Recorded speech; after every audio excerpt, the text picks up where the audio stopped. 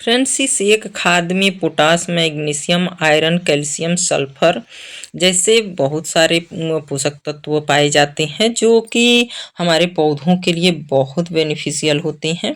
और इसको केवल आप 15 दिन में तैयार कर सकते हैं, वो भी वेस्ट चीज़ से, जो कि आपके घर में हर रोज़ यूज होने वाला है। और एक ही चीज़, ये प्याज का छिलका फ्रेंड्स, इस प्याज के छिलके से इतना बढ़िया खाद तैयार होता है जिसमें पोटेशियम वाली बहुत ताकतवर खाद तैयार होता है इससे।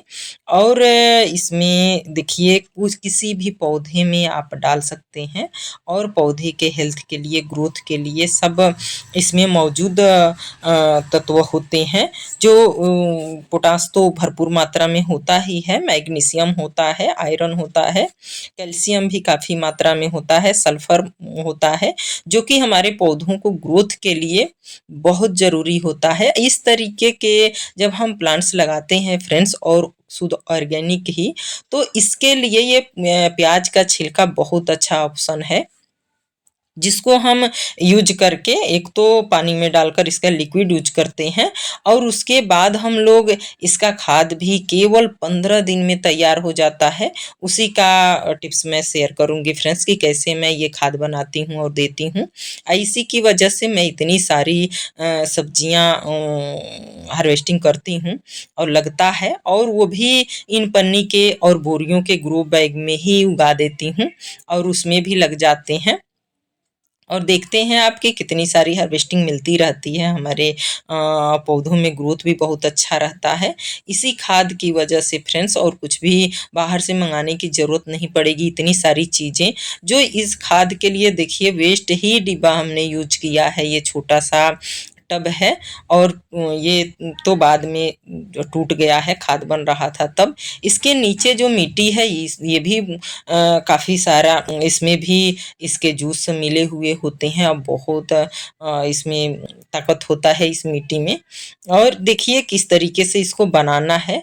ये थोड़ा सा मिट्टी आप ज़रूर नीचे डाल दीजिए। एक तो उसमें देखिए अगर होल हो तो उसमें गिट्टी रख दीजिए, और उसके ऊपर आप ये इस मिट्टी को रख दीजिए। इधर टूटा है तो हमने बांध दिया, और नया लेने की ज़रूरत नहीं है। अगर नया है तो बहुत अच्छी बात है, नहीं तो देखिए कोई ज़रूरी नहीं है। हमारे पास ये भी वेस्ट पड़ा हुआ है, और टब भी, और चीज़ें भी वेस्ट। अब पर इतना कीमती खाद तैयार होता है फ्रेंड्स। ये ताज़ा छिलका हो तो ताज़ा छिलका, और नहीं तो जो लिक्विड बनाते हैं, लिक्विड भी मैं तैयार करती रहती हूँ प्याज के छिलके का।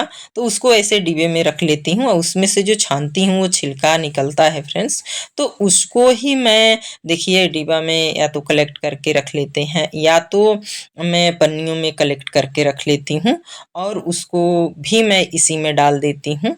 तो सबसे पहले तो फ्रेंड्स इसमें किसी भी डिब्बे को यूज करिए तो उसमें इसको सबसे पहले नीचे मिट्टी डाल दीजिए, और उसके बाद ये सारे छिलके आप डाल दीजिए।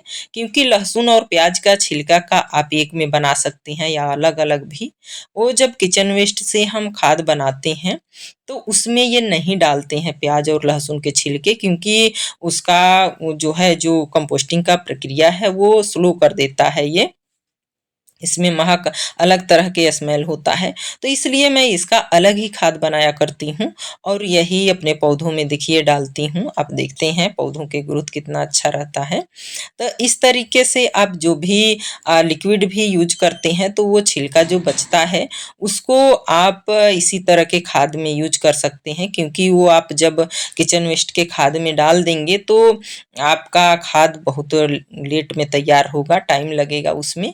और ये है तो अगर ये गला हुआ आपका है तो ये 15 दिन में तैयार हो जाता है, नहीं तो 1 माह के अंदर या 1 माह में तो पूरी तरह ये ताजे छिलके भी बहुत अच्छे गल जाते हैं, और बहुत अच्छा खाद इसका तैयार हो जाता है।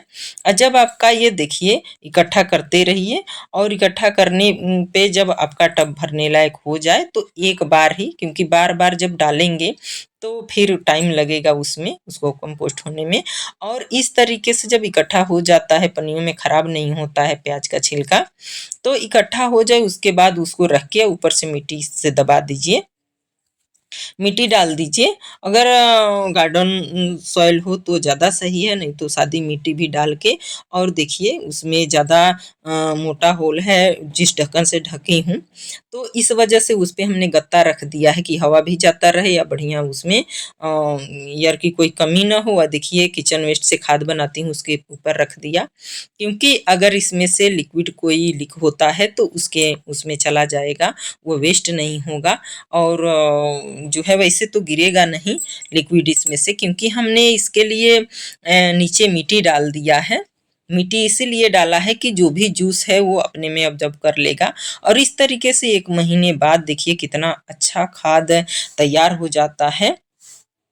और ये इतना पावरफुल खाद होता है फ्रेंड्स कि आप किसी भी पौधे में देकर देखिए, फल हो, फ्रूट्स हो, फ्लावर्स हो, मेडिसिनल प्लांट्स हो।